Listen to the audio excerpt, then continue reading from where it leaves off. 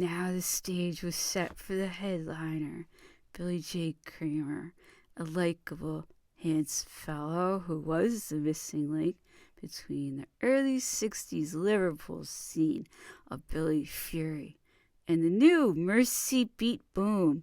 Before the heartthrob could even take the stage, his backing band, the Dakotas, were sent out ahead to play a short warm-up set.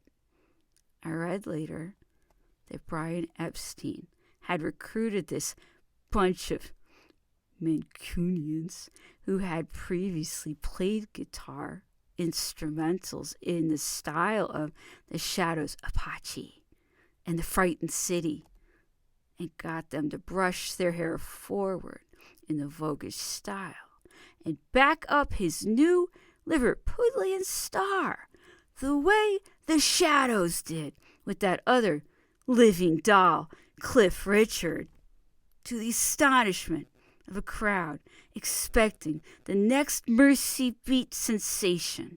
The Dakotas proceeded to play a series of those tame instrumentals, complete with choreographed steps, just like the Shats. Billy J. arrived on stage just in time to rescue the Dakotas from the same fate as Johnny Kidd. The girls in the audience started squealing at the sight of their new hero. One guitar chord announced the opening vocal line of his big hit, the Lennon-McCartney song. Do you want to know a secret? Billy J. got as far as, "You'll never know how much I really love you." And the rest of the song was completely swallowed by sheets of high-pitched screaming. In fact, I never heard another note that Billy J. sang above the white noise of adolescent screeching, and went home with a headache. If carnal screaming could ever be said to be ironic, then this was the sound that greeted the attractions and me as we took the stage of Hollywood High School in the spring of 1978. For all I know, a gaggle of cynical Hollywood girls might have actually been enlisted by the management to act as extras in the drama.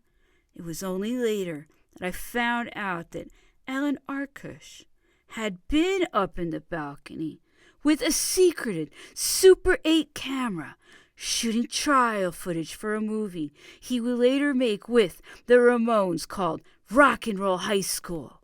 The silent footage makes the clockwork movements of players skittering across the stage seem all the more comical and ridiculous, given the supposedly riotous circumstances.